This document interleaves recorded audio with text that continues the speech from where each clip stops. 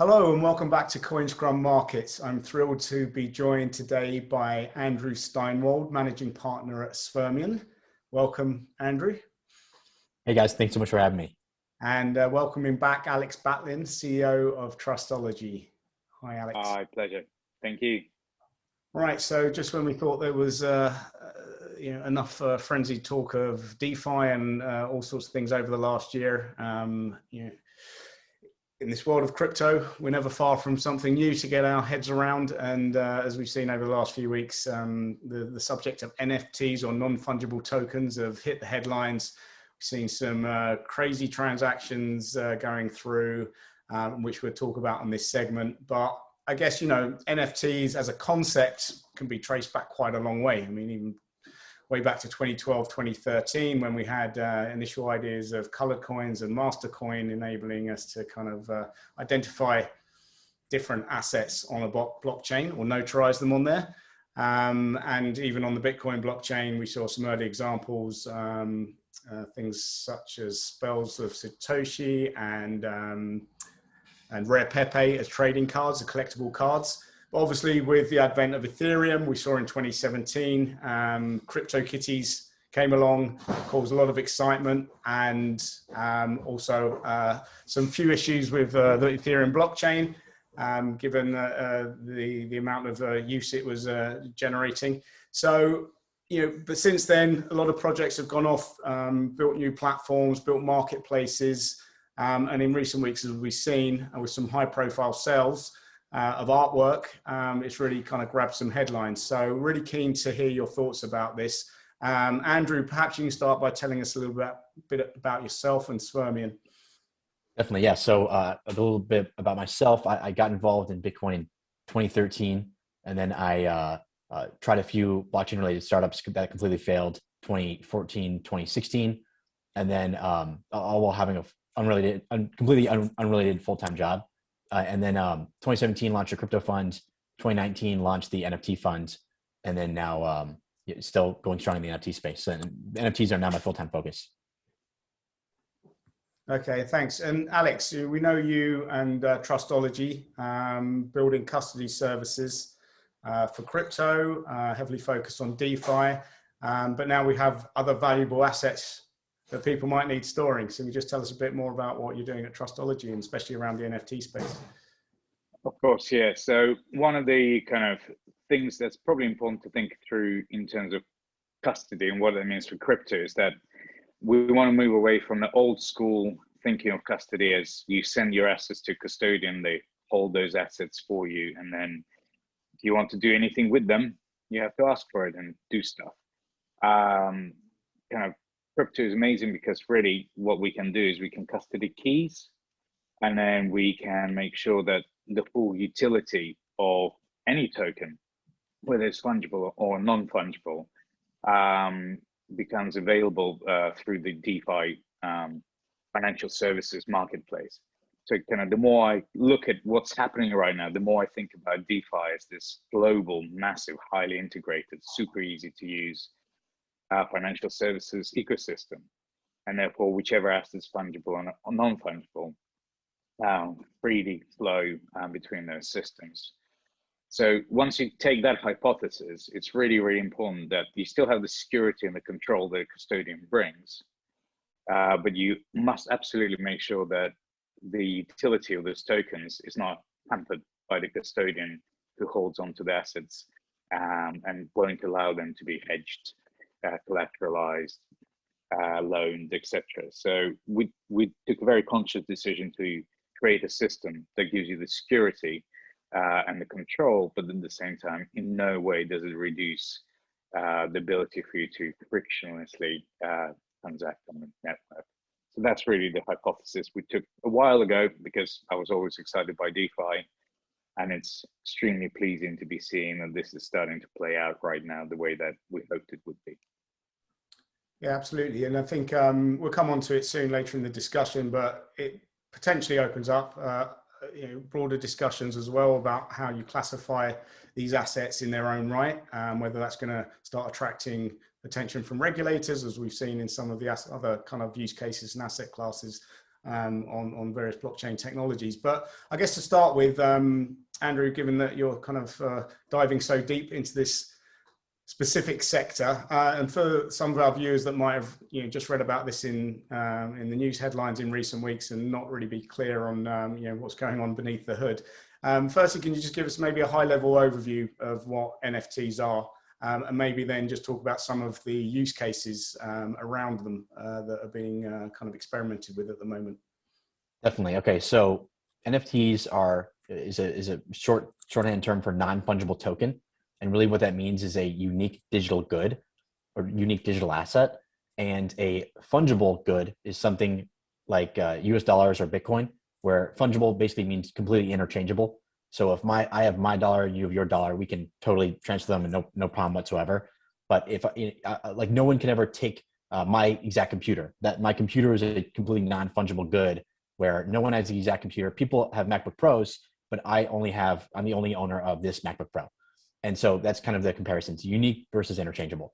And kind of what we're seeing in the market today is 5 rough categories appear. Number one, these are collectibles. They're assets with little to no utility, like baseball cards or CryptoKitties. Number 2 is game assets. They're assets with high levels of utility within their universe. You can think of it like a sword with 10 attack damage or some sort of stats. Number 3 is virtual land.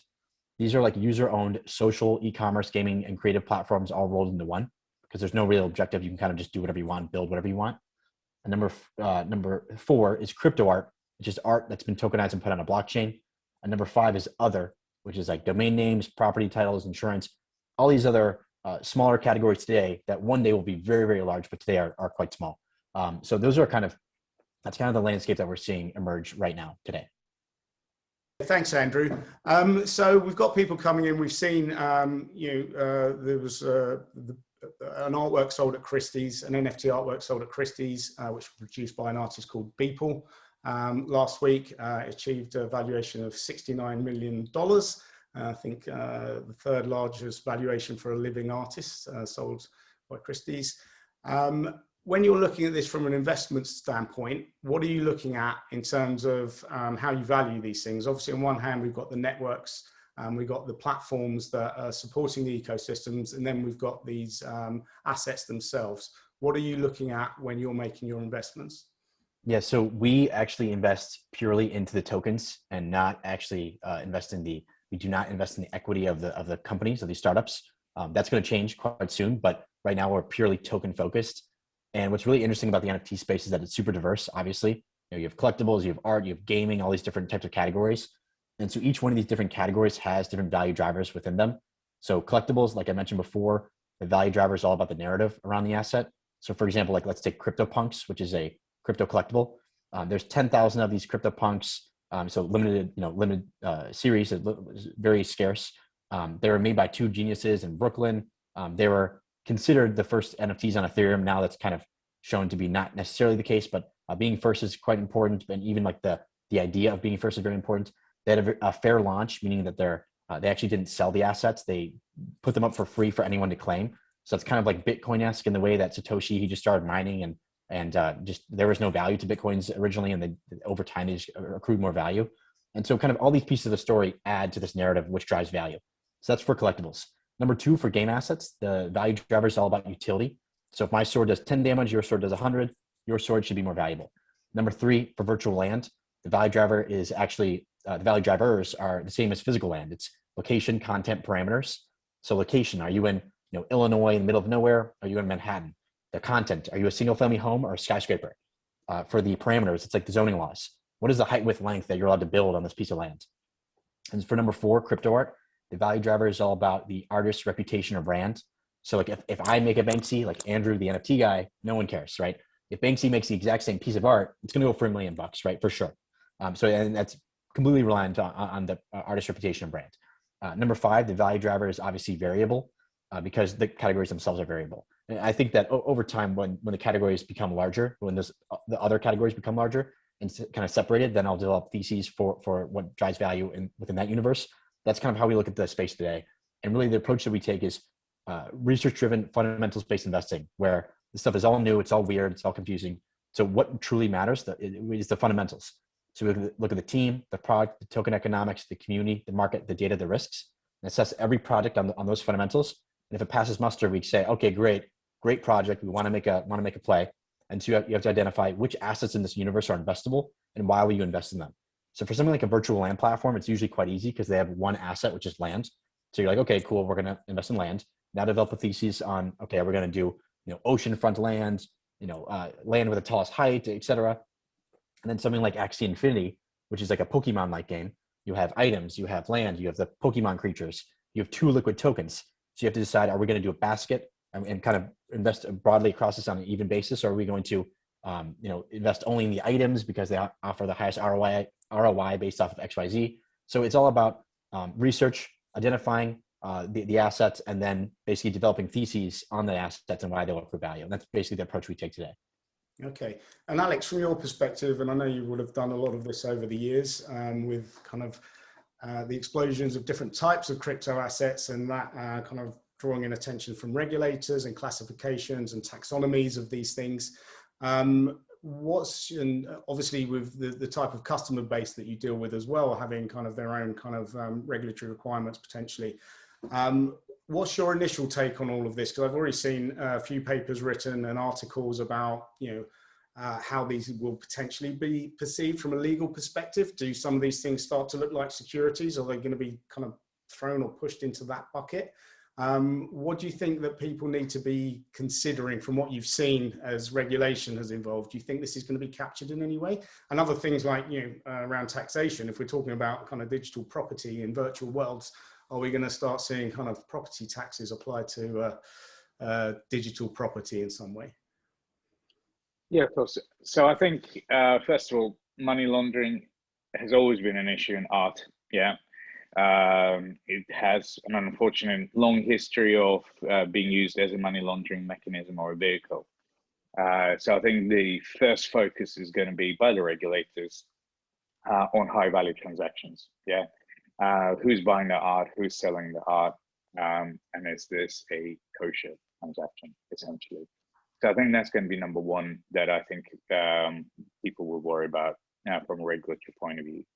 Once you get past the money laundering, you're spot on, it's taxation. Yeah, capital gains, all that kind of stuff. How do you treat that? Then, of course, one of the beautiful things about NFTs, whilst they're non-fungible, they can also be now put into basket with various different protocols, set protocol, whatever, and then fractionalized. So at one point or another, into non-fungible tokens, and therefore you're effectively taking units in a basket of non-fungible tokens. It starts to look a little bit like a fund, and therefore at that point you have to be careful that you're not running a fund, an unregulated fund. So you need to be kind of, it's really exciting what you can do, but you just have to kind of be a little bit cautious about the technology. Allows you now incredible power to do something that would have previously taken probably years to set up, and now you can, put a bunch of NFTs into a wrapped ERC20 token, make it fungible, and then you can trade it on Uniswap. So and that can be done within a matter of days. But then you have to consider what kind of vehicle that is. And then, of course, once you get into the liquidity pools that are non-fungible units of non-fungible basket of goods, again, AML becomes really interesting, because if you're going to be investing into that pool and out of that pool, you need to consider risky transactions.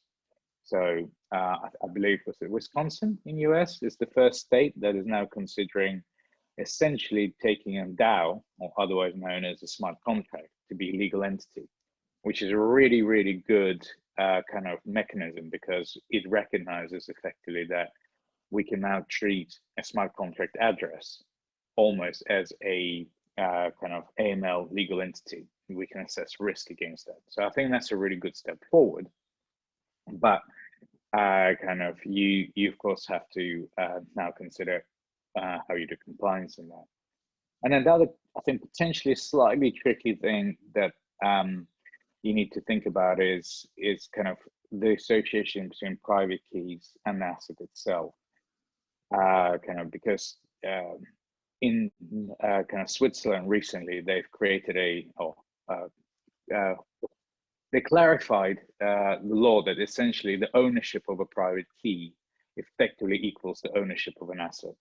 And then again, that's a really important step forward, because before, how would you prove that something is yours? If there's now legal recognition that if you can prove that you have the private key associated with the public key that protects the asset, you are indeed the owner. So I think those are important aspects. And then the last bit is, people care about provenance. So on blockchain, provenance is really great because you know which address owned it and then move forward. But of course, one aspect of provenance is what happens if I stole the key and somebody else got the key. So I do think there is going to be a space for custodians who can effectively dereference as necessary and provide evidence of who actually owned that private key beyond just a mathematical proof. So I think there's going to be an interesting space in this space, but those are the kind of aspects that I would encourage everyone to think through. Yeah, okay. And you raise a couple of interesting points there. And Andrew, I mean, the point you make there about ownership and who owns the private key. I mean, it's never really been the case that just because you own a private key that they were originally your Bitcoins. It just means you now have that private key.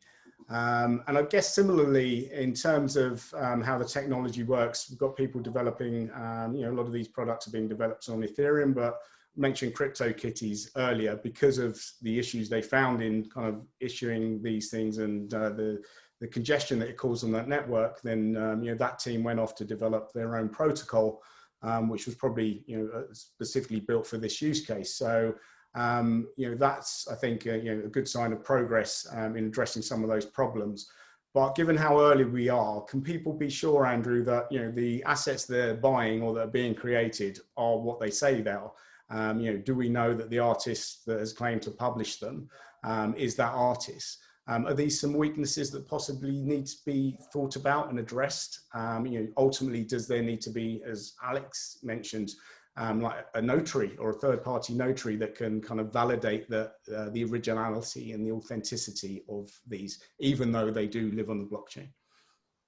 Yeah, it's a super interesting question because, everything you figure, okay, it's on the blockchain, therefore it's 100% authentic, 100% verified because it's a global decentralized ledger that everyone can see. So you would think that, but it's an interesting idea that if Banksy wants to come and create a piece of art on the blockchain, how do we know that it's actually Banksy?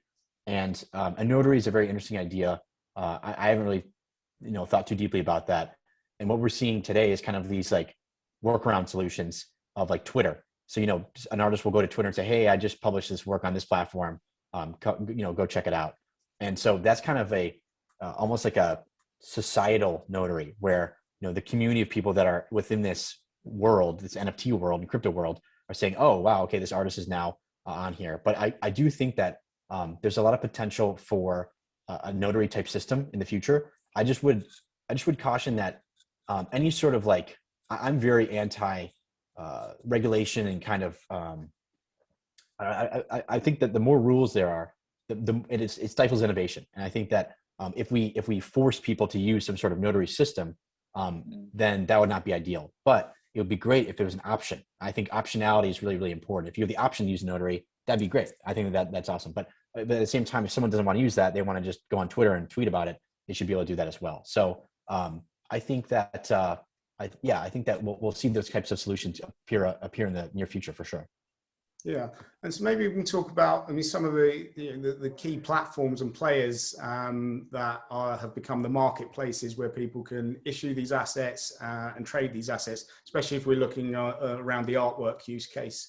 And I mentioned there that Dapper Labs, who were behind CryptoKitties, have now recently launched Flow OS, which is a dedicated protocol for servicing these assets. Now, can you tell us a little bit more what's going on there? Potential need for standardization to help bring this stuff together. Is there a risk that we've got different projects kind of pulling in different directions? And is there any work being done around standardization?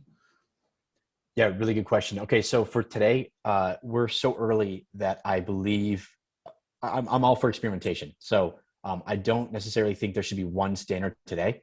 I think that we should throw everything at the wall, for the next couple of years and just see what works the best. And we want to strike the best balance of security, decentralization, immutability, authenticity. We want to strike the best balance. I don't know if that's Ethereum. I don't know if that's Flow. Obviously, I have opinions, but really, like no one really knows these answers yet. And so I'm all for Flow doing their own blockchain and trying to build kind of NFTs on Top Shot and doing very well at it so far. In terms of the decentralization of the Flow protocol, it's kind of a question of, okay, how decentralized are they? It's my understanding that they're not super decentralized comparative to Ethereum, but then they're more decentralized versus something like EOS or something like that. And so, yeah, I think that in the long run, ideally, we can kind of come to agreement that, okay, maybe we're on a Polkadot parachains and like the blockchains are all interconnected, and high value NFTs are on Ethereum, and maybe the more gaming type usability, that stuff that needs higher scalability are on Flow, which is higher throughput or something like that. So yeah, it's kind of a Wild West ecosystem right now where people don't know and people are just trying. But I think that's essential for new markets. You have to have a period where people are just trying new things and seeing what works the best. And your previous question, you mentioned which platforms are being used for by people that want to create NFTs and create art and whatnot. I think that obviously the most popular that we're seeing right now is OpenSea, and OpenSea is basically they can allow any sort of NFT and anyone to go there, open up a storefront, start minting NFTs. Specifically for art, you have things like and also for like the kind of open platforms, Rarible is also very open. You can go there and mint any type of NFT. But then for art, we're seeing Super Rare, very big art platform, Nifty Gateway, of course. We're seeing Async Art, which does some really innovative stuff. So yeah, I think that what we're going to see is the marketplaces bifurcate into their specific niches. So those categories that I mentioned before, we're going to see 2 or 3 art marketplaces. Those will be the dominant players. 2 or 3 collectibles, 2 or 3 gaming assets, 2 or 3 virtual world marketplaces. And then we're going to have one aggregator type platform, which in my opinion will be like an OpenSea. So that's kind of how I see these places kind of going out in the future, and these marketplaces forming today. Okay, great. And Alex, you kind of being ready and future-proofing yourselves, how far down the line are you with any integrations? Because I know with Trustology that you provide like a firewall for DeFi marketplaces. Are you already integrating with some of these NFT marketplaces? Are you seeing the demand for that? So because of the architectural choices we made, we essentially proxy transactions. What does that mean? It means that we don't have to support any particular marketplace. We simply assign the transaction. So the good news is that by using us, you have access to every single marketplace, and every asset class. And I think this is what kind of takes a while for people to understand, that in this DApp world, you're really unbundling 3 things. You're unbundling identity, credentials, you're unbundling user interface and user experience, and you're unbundling the business logic and the data. So essentially all of those different marketplaces and all of those different kind of token minting platforms, they all talk ultimately to the same back end, which is in most cases, for now at least, is Ethereum. So whilst you have a different UX experience by going to a different website, in the end, they all sync up to the same data layer. And then the only other next question is kind of how do you go ahead and transfer ownership, buy them, sell them? And this is by signing transactions that the DApp generates. But the same credentials, the same private keys work across each and every one of those marketplaces. And that's the beauty of it. And this kind of confuses people sometimes. They're like, oh, so you got an NFT in your wallet. I'm like, well, yes, but that wallet works across the blockchain. So if you go to, any one of those OpenSea marketplaces and then have a look at your NFTs, you go to a different one and you still see the very same NFT. Why? Because ultimately the credentials are kind of assigned against you in your wallet. The data is in the blockchain, and then just the different dApps give you different user experience, which I think is amazing because you can absolutely mix and match portfolio management, safekeeping, management of those assets, as well as buying and selling those. So this is what I talk about is like this financial services marketplace. And you've got a single unified identity, your wallet, that works right process that. So that's the first thing you kind of, it's really important to understand, because once you get your head around that space, then you no longer start saying, oh, which one do you support? I support all of them. Then the next question comes along is kind of, and this is the big difference between kind of individuals and organizations owning those assets. Because as an individual, you have symmetric risk. Yeah, you own the asset. Let's say it's worth 10 million. Well, you can sell it. You can enjoy life to the point of 10 million. You're also at risk for 10 million because, of course, somebody might want to attack you and steal those assets. But let's take an employee. If you're an employee on a, I don't know, £50,000 salary, but you're carrying hardware wallets that store assets for 10 million, well, your reward is 50,000. Your risk is 10 million. Frankly, it's not a smart move, personally, I would say, to expose oneself to such risk for such low reward in terms of kind of relative values. So as soon as you start to have professional organizations looking after NFTs as part of their portfolio, typically most of their employees are not willing to take the personal liability risk of safeguarding those assets, and they need custodians. Yeah. So the need for a custodian massively increases as soon as it's not your asset. Yeah.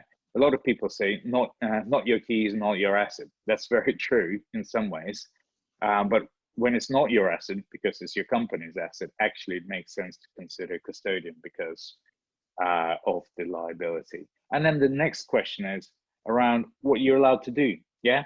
So the blockchain is an amazing place which allows you to put conditions around what would two intermediaries who don't trust each other need to do to remove the intermediary. So marketplaces used to be done by intermediaries, can now be removed through smart contracts.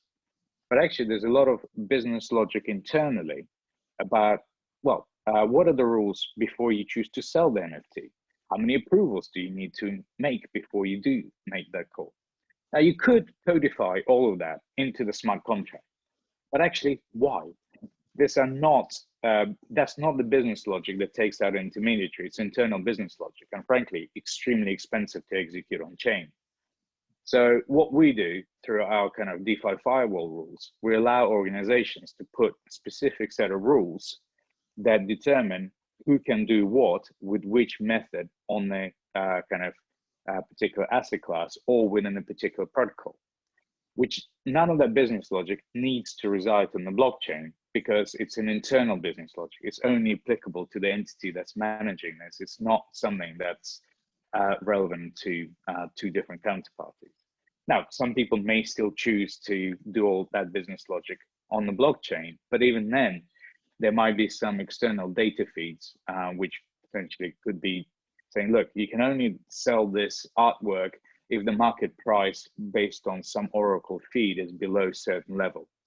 Now, you can automate it, but it increases massively the cost on blockchain to process all of those internal to the entity business rules, and frankly, for what purpose?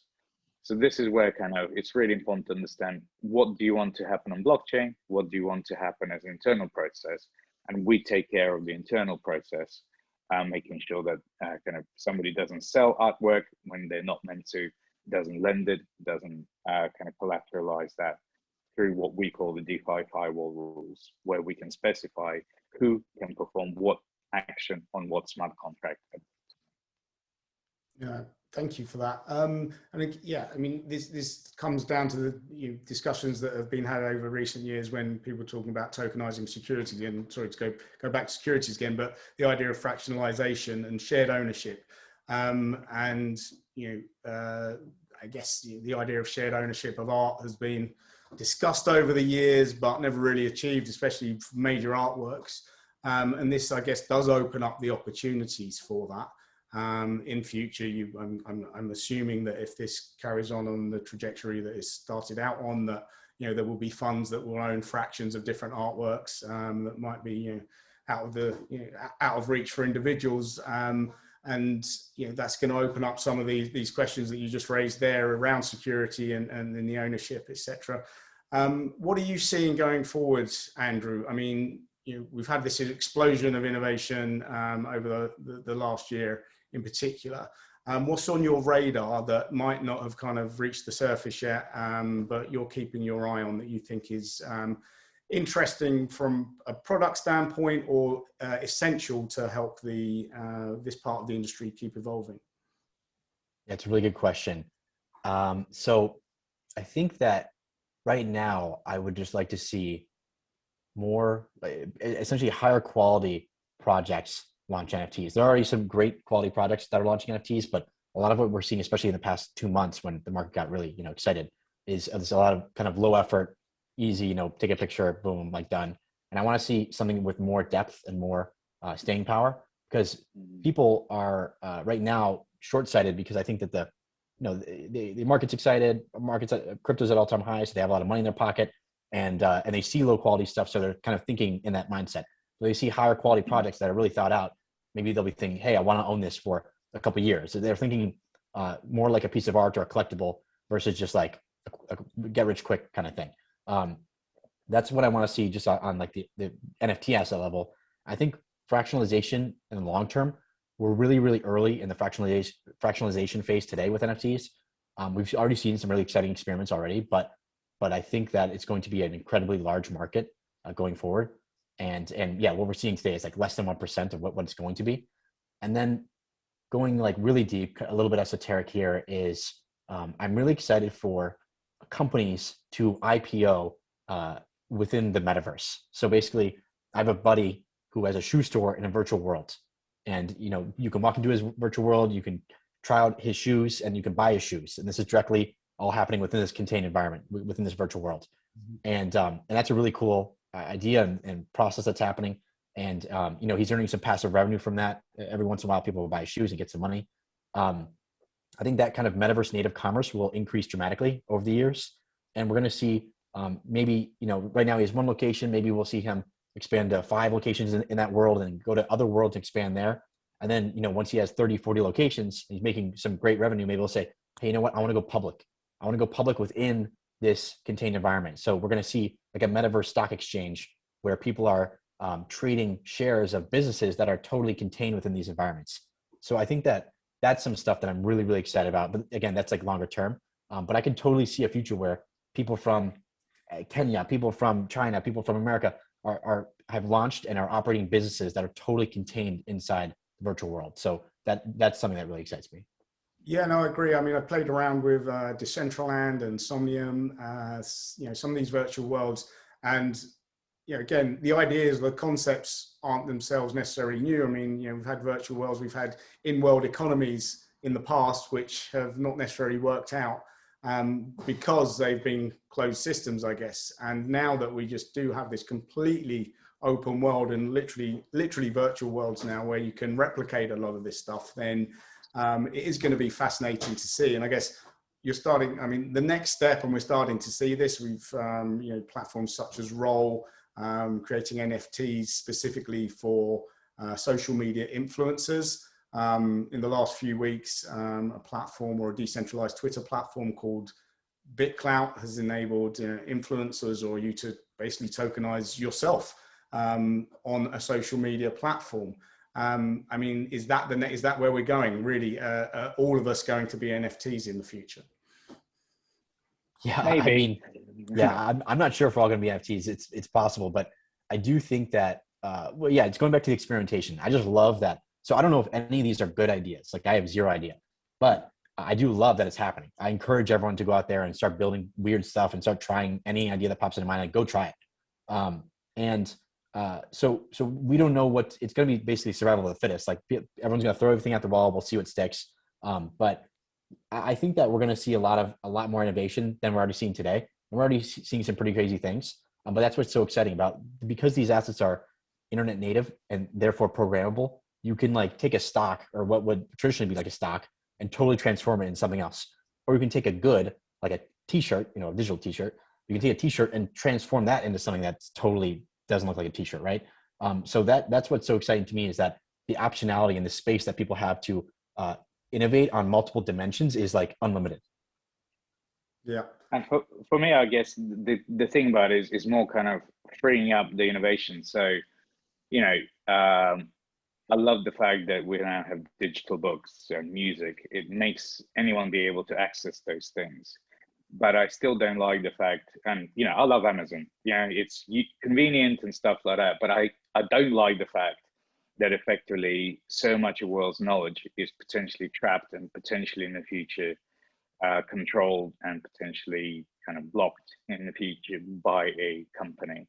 So for me, you know, going back to the original idea of the internet, where we free the information but make it commercially viable, is super exciting. So I think the latest movements in NFT royalties with open decentralized marketplaces allows us to create effectively the, you know, the Babylon of libraries where we genuinely have knowledge accessible to anyone in the world, but also allow the creators to earn a living on the back of that without being controlled by a massive single corporate deciding, you know, who goes on the top reader list and who doesn't, and how the recommendations work.